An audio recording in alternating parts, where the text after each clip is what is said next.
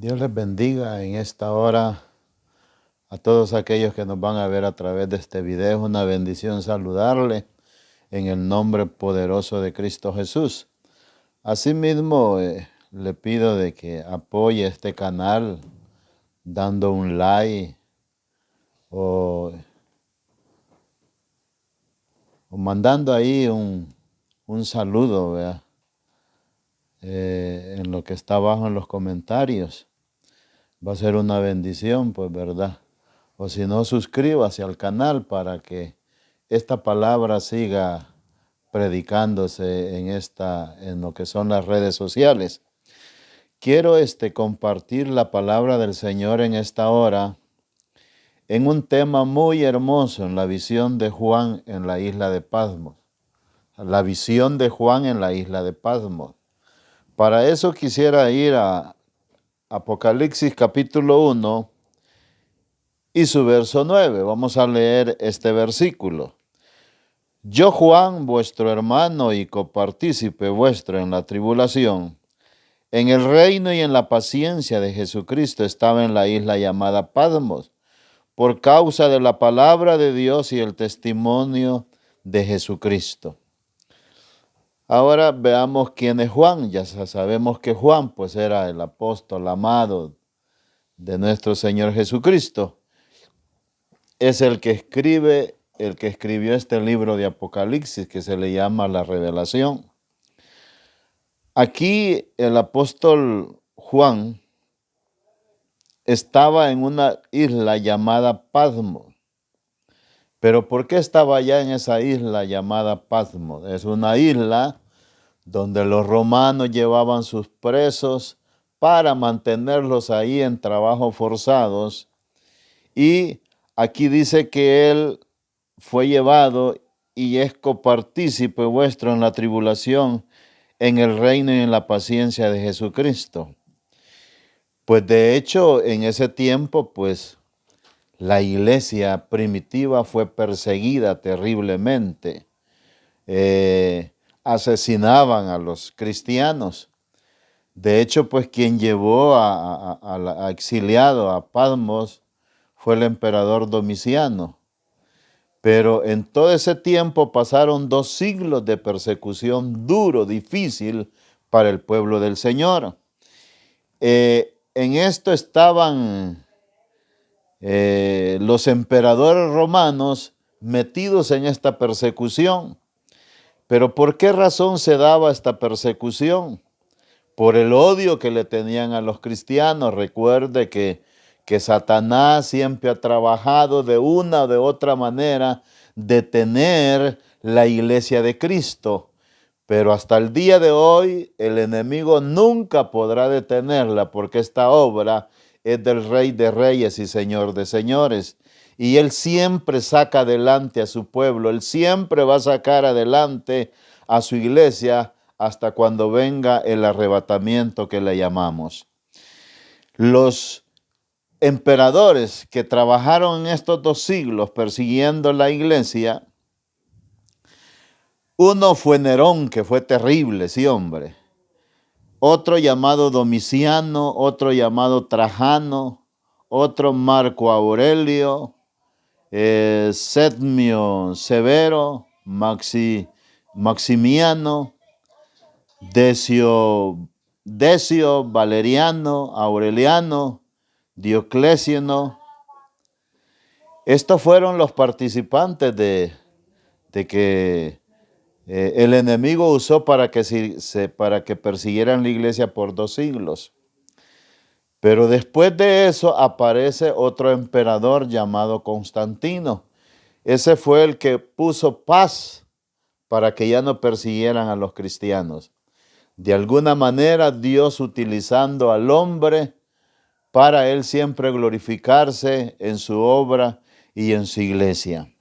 Dice aquí la palabra del Señor que él era participante en la tribulación a causa del reino de Dios, y en esta cuestión de la persecución, de la tribulación, lo que se requiere es paciencia. Por lo menos La tribulación la podemos definir como sufrimiento. A veces hay momentos que se sufre en el Evangelio, a veces hay momentos que se goza, pero de igual manera nos gozamos en el Señor, sea en el sufrimiento, en la persecución, en la prueba, en la dificultad. Y en todo esto hay que tener paciencia. Tipos de persecución es la opresión. Por ejemplo, hoy en día no nos escapamos de la opresión. Hay países donde han firmado cosas en contra del Evangelio, en contra de la palabra del Señor. Esa es alguna manera de opresión. De igual llega hasta la violencia física. Se conoce que allá en la India ha habido una persecución horrible, de tal manera que han encerrado a los cristianos en los templos y les han prendido fuego para que todas esas personas se quemen ahí. Hay otros que han sido fusilados, hay otros que han sido torturados en lo que es el Medio Oriente. Hay un grupo llamado ISIS allá en el Medio Oriente que ha matado terriblemente a los cristianos. Aún también mencionan que en lo que es China y lo que es Japón, ha habido persecución también en contra de los cristianos, en contra de aquellos que quieren perseverar en el Evangelio. Ahora, ¿qué tipo de persecución pues usted ha tenido? Quizás lo han criticado, quizás lo han señalado, quizás ha sido señalada la iglesia donde está, pero de alguna manera es de estudiar la situación y ver que detrás de eso está el enemigo para detener lo que es la obra del Señor. Ahora dice que estaba en la isla de Patmos por causa de la palabra de Dios y el testimonio de Jesucristo. Juan no estaba allá en la isla de Patmos, que lo llevaron exiliado por otra cosa, por ladrón o por ser delincuente, no. Fue llevado allá por causa, dice, de la palabra de Dios. Porque lo que no querían estos enemigos de Dios es que la palabra del Señor se siguiera predicando. Pero nuevamente le digo, no han podido detener la palabra del Señor porque hasta el día de hoy se sigue predicando para la gloria del Señor y se seguirá predicando hasta el fin de los tiempos. Y también dice que estaba por causa de la palabra y el testimonio de Jesucristo. Estos eran hombres que daban testimonio fuerte de Jesucristo. ¿Quién fue Cristo? Ellos mismos lo conocieron, ellos mismos caminaron con Cristo, ellos mismos testificaban que el Cristo de la gloria resucitaba muertos, echaba fuera demonios, sanaba a todos los enfermos y libertaba al cautivo por Satanás. Y en el verso 10 dice, mire, yo estaba en el Espíritu en el día del Señor y oí detrás de mí una gran voz como trompeta. Oiga, hermano, es que nuestro Dios es poderoso. Su voz, me imagino que la voz que oyó Juan retumbó los cielos en esa visión que veía. Y cuando dice que oyó una gran voz como trompeta, solo me voy a 1 Tesalonicenses capítulo 4, hay unos versículos ahí que dicen que el Señor con voz de mando, con voz de arcángel y con trompeta de Dios, descenderá de los cielos. Ahora en el verso 11, también aquí dice que él estaba en el Espíritu en el día del Señor. ¿Pero cuál? Estaba en el Espíritu, no estaba en la carne. Es necesario, mi amado hermano y amada iglesia, que la iglesia y el creyente anden en el Espíritu, día y noche, para entender los designios y los tiempos que están ocurriendo, de caminar en el Espíritu. Ojo, hoy en día hay situaciones duras que si nosotros andamos en la carne, fácil podemos flaquear o retroceder. Pero aquí dice la palabra que él estaba en el Espíritu en el día del Señor. ¿Cuál es el día del Señor? Es el domingo, el día que resucitó Cristo. Recuerde que a Cristo lo crucificaron un día viernes, él murió y trataron de bajarlo de la cruz antes de que llegara el día sábado, que era el día de reposo. Entonces, el día domingo, Él resucitó. El día domingo es muy especial para buscar la presencia del Señor, para que usted se encamine a la iglesia con su familia, adorar y glorificar y escuchar la bendita palabra del Señor. No falte los domingos ir al culto, no falte los domingos ir a adorar al Señor, porque es una fiesta espiritual gloriosa donde nosotros sabemos claramente que un domingo fue que resucitó Cristo, donde nosotros los cristianos tuvimos la victoria gloriosa. Por lo menos los discípulos honraban ellos el séptimo día, el día de reposo.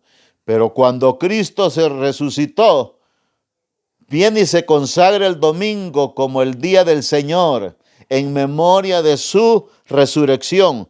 Por eso dice aquí que Él estaba en el Espíritu y estaba en el día del Señor.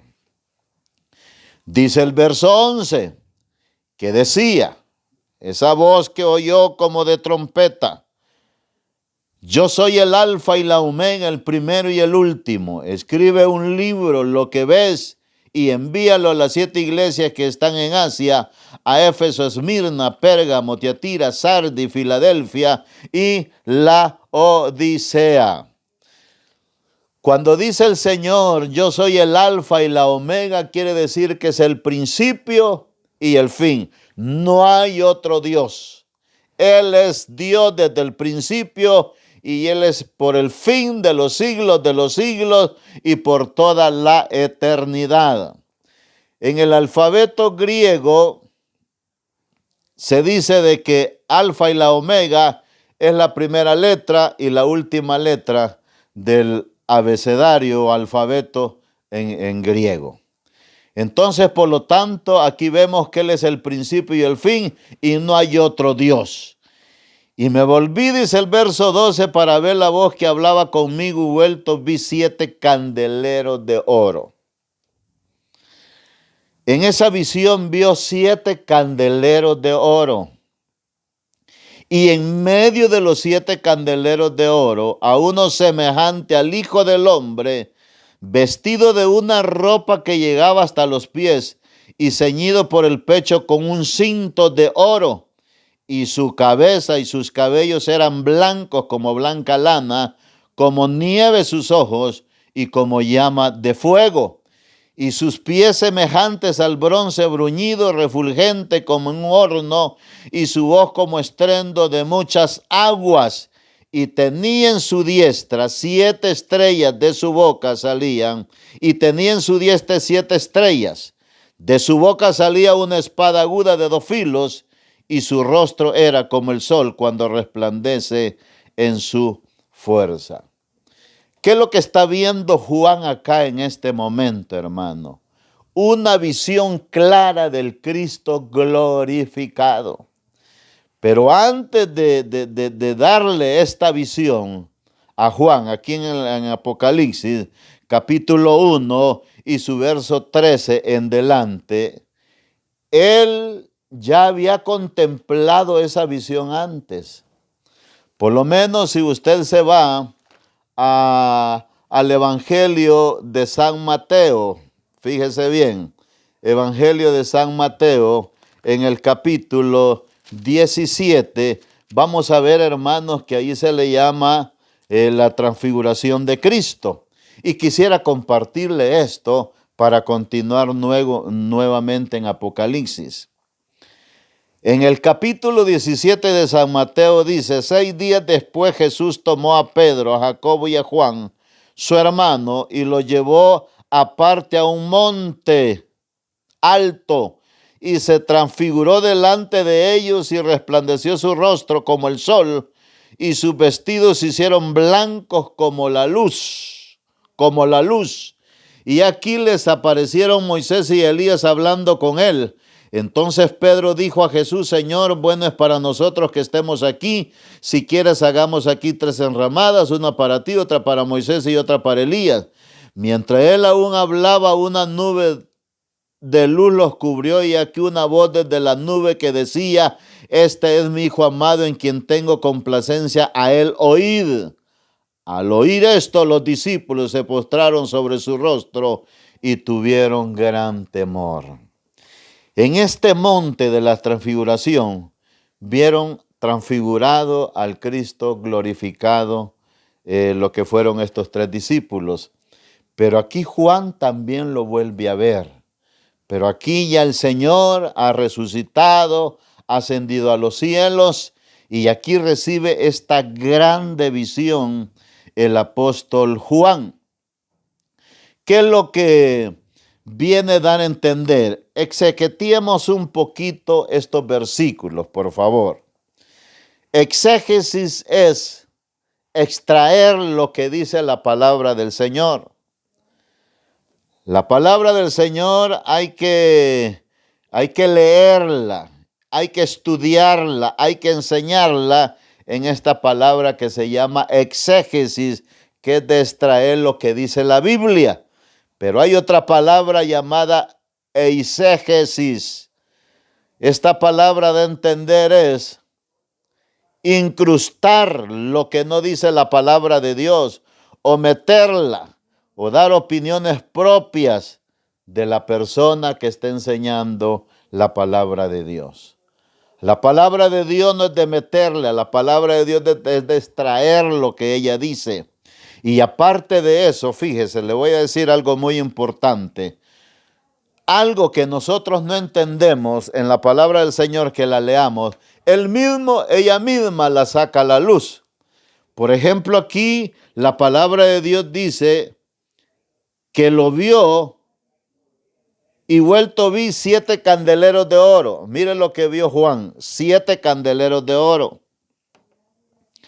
Pero en el verso 16 dice que tenía en su diestra 7 estrellas, y de su boca salía una espada aguda de 2 filos. Entonces, aquí está hablando de 7 candeleros y 7 estrellas. ¿Cómo podemos nosotros entender qué son los 7 candeleros y las 7 estrellas? El mismo versículo 20 se lo dice, mire, el verso 20. El misterio de las 7 estrellas que has visto en mi diestra y de los 7 candeleros de oro. Las 7 estrellas son los ángeles de las 7 iglesias, y los 7 candeleros que has visto son las 7 iglesias. Aquí el Señor les da a entender el misterio, o lo que nos da a entender los 7 candeleros y las 7 estrellas. ¿Qué quiere decir, hermanos? Que esto de los 7 candeleros es simbólico. Las 7 estrellas es simbólico. Pero significa que los 7 candeleros son las 7 iglesias. Y las 7 estrellas son los 7 ángeles, o los pastores de las 7 iglesias que empieza a mencionar Apocalipsis capítulo 2 en adelante. Entonces la misma Biblia da a luz aquello que nosotros no podamos entender. Ahora bien, fíjese bien, en medio de los 7 candeleros, el Señor se movía, pero aquí dice que en medio de los 7 candeleros a uno semejante al Hijo del Hombre. ¿Quién es el Hijo del Hombre? Es Jesús, que le llamaban Hijo de David, pero también tiene otro nombre, que es Jesucristo, que se llama el ungido de Jehová. Entonces aquí está diciendo semejante al Hijo del Hombre, que es Jesús, pero ya él glorificado. ¿Y cómo lo vio él? Dice que lo vio con un vestido de una ropa que llegaba hasta los pies, y ceñido por el pecho con un cinto de oro. ¿Qué nos puede significar el cinto de oro? Puede significar la autoridad que Cristo tiene. Es como cuando a un mandatario le dan la banda presidencial y se la ponen, vea. Eso, les traigo un ejemplo más o menos similar. Y cuando Juan lo vio con el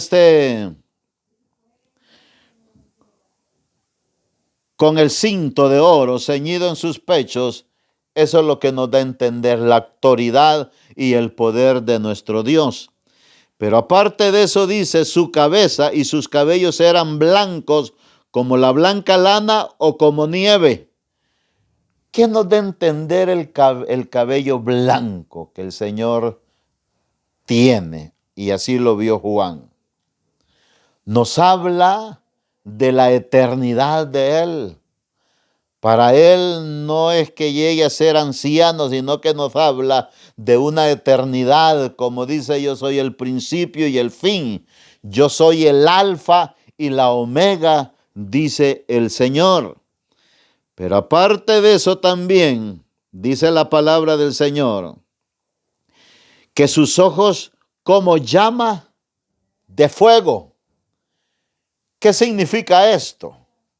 Él tiene una mirada penetrante en todo el mundo. Él tiene una mirada penetrante en toda la vida de los hombres. La palabra del Señor dice que Él es omnisciente. Él puede escudriñar todo lo que hay en esta tierra. Él puede escudriñar lo más profundo que hay en el corazón del hombre. Cuando vemos que Él tiene sus ojos como llama de fuego. Y mire el verso 15. Y sus pies semejante al bronce bruñido, refulgente como en un horno. ¿Qué nos habla de lo que es el bronce bruñido, refulgente como en un horno? O sea que aquello brillaba, se veía candente. El bronce nos habla, hermanos, de los juicios de Dios sobre esta tierra. Eso nos habla el bronce, que es bruñido y fulgente como un horno de fuego. Cuando el Señor venga, Él va a enjuiciar a todo el mundo. Eso es lo que nos da a entender lo que es el bronce bruñido. Y dice, y su voz como estruendo de muchas aguas. Tenía en su diestra 7 estrellas. De su boca salía una espada aguda de 2 filos, y su rostro era como el sol cuando resplandece en su fuerza. Qué gloria más tremenda, hermano, la que vio Juan en la isla de Patmos. Él no estaba metido en un templo, él no estaba metido en un hotel, él no estaba metido en un lugar tranquilo, no, estaba metido en la isla de Patmos, donde toda persona que llegaba ahí, todo prisionero que iban a tirar los romanos ahí sufría. Sufría castigos, sufría hambre, sufría sol, sufría angustia, trabajos forzados.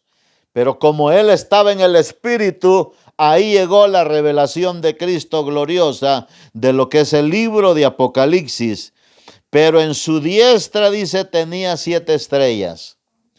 Lo que me llama la atención es de que también él se movía en medio de los 7 candeleros. Y ya leímos en el verso 20 que los 7 candeleros simbolizan lo que son las iglesias. El Señor se mueve en medio de su pueblo. El Señor se mueve en medio de su iglesia. Hay iglesias, hermano, que si uno no tiene cuidado, ya sacaron a Jesús de ahí. En una ocasión yo escuché a un predicador que dijo, iba llegando cierta persona ahí, habían sacado a esa persona de la iglesia y él lloraba. Y ese personaje que llegó le dijo, mira, ¿y por qué lloras? Lloro porque me sacaron de la iglesia del culto. No llores, le dijo. Ya hace años a mí me sacaron de esa iglesia. ¿En cuántas iglesias se está predicando herejía? ¿Cuántas iglesias mundanalizadas hoy en día? Yo no soy, mi amado, juez para criticar, pero yo le digo a usted que si se ha detenido a ver por unos minutos este mensaje, lea Biblia para que no sea engañado. Mire, hermano, por ahí yo oí predicar a un varón de los solo Jesús, de los unitarios, y él mencionó que los que tenemos la doctrina de la Trinidad somos demonios y que nosotros vamos camino al infierno. Y en mi mente dije yo, bueno, ¿y quién es este hombre que lo han puesto como juez? Hay otros que creen que porque usted no guarda el sábado también no está haciendo las cosas de Dios. Son los del séptimo día que guardan el sábado. Quiero un día de esto sacar una enseñanza sobre estas, el día sábado y de la doctrina de solo Jesús, o conocer lo que es la doctrina de la Trinidad. Es necesario leer Biblia, mi amado. Aquí es donde está la verdad. Dice el salmista, lámpara es a mis pies tu palabra y lumbrera a mi camino. No quiere nadie, no quiere usted que nadie le vaya a confundir o predicar mentiras. Lea la palabra de Dios y escudriñela, porque en ella encontraré la salvación y la vida eterna, dijo nuestro Señor Jesucristo. Entonces él dice que se pasea en medio de los candeleros, él se pasea en medio de la iglesia. Anhelemos como iglesia que el Cristo de la gloria se pasee en medio de los candeleros, porque Él es el que mantiene viva la llama en cada candelero.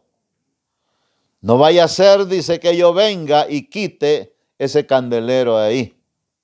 Sería tremendo, sería angustioso si llegara a suceder eso. Así es que Cristo se pasea en medio de su iglesia. Y las 7 estrellas, como le dije, nos da a entender que es los 7 ángeles que dicen que están en las 7 iglesias.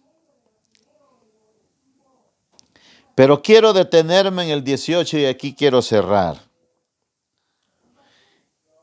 El que vivo dice, y estuve muerto, mas he aquí que vivo por los siglos de los siglos, amén. Y tengo las llaves de la muerte y del Hades. Cristo tiene autoridad. Se le vio con un cinto de oro por sus muslos, que es la autoridad, que Él es el Rey de reyes y Señor de señores, y Él dice, yo tengo las llaves de la muerte y del Hades. A quien quiera Él puede arrojar al infierno. En una ocasión dijo, no teman a aquel que puede matar el cuerpo, más bien ténganle temor a aquel que puede matar el cuerpo y echar su alma en el infierno. ¿Por qué dice que tiene las llaves de la muerte? Porque Él murió, pero resucitó al tercer día. ¿A dónde es que estaban esas llaves? Esas llaves las tenía Satanás, el diablo. Pero hoy Cristo tiene las llaves de la muerte. Un día nosotros podemos morir, pero ¿sabe qué? Ahí, aunque nos entierren bajo 7 cuartas en la tierra, ahí tenemos la victoria, porque Cristo tiene las llaves de la muerte y las llaves del infierno. Así es que Él tiene la autoridad en los cielos, en la tierra y debajo de la tierra. Toda potestad me es dada, dijo el Señor, en los cielos, en la tierra y debajo de la tierra. Así es que, mi amado, ahí está el mensaje que se le ha llevado hoy en este día. Nuevamente le pido que ore por este canal, ore por su servidor, pero a la misma también ponga un like ahí, hombre. Inscríbase en el canal, ¿verdad? O si no, pase esta transmisión a otra persona para que la palabra de Dios se siga predicando. Así es que para mí ha sido una bendición saludarle hoy en el nombre poderoso de Cristo Jesús. Quizás no somos grandes teólogos, grandes exégesis, profundidad en hermenéutica, pero con la ayuda del Señor estamos predicando la palabra del Señor, que ese es el mandato que Él dio. Aprovechemos las redes sociales. En el nombre del Señor, Dios me le bendiga grandemente. Amén y amén.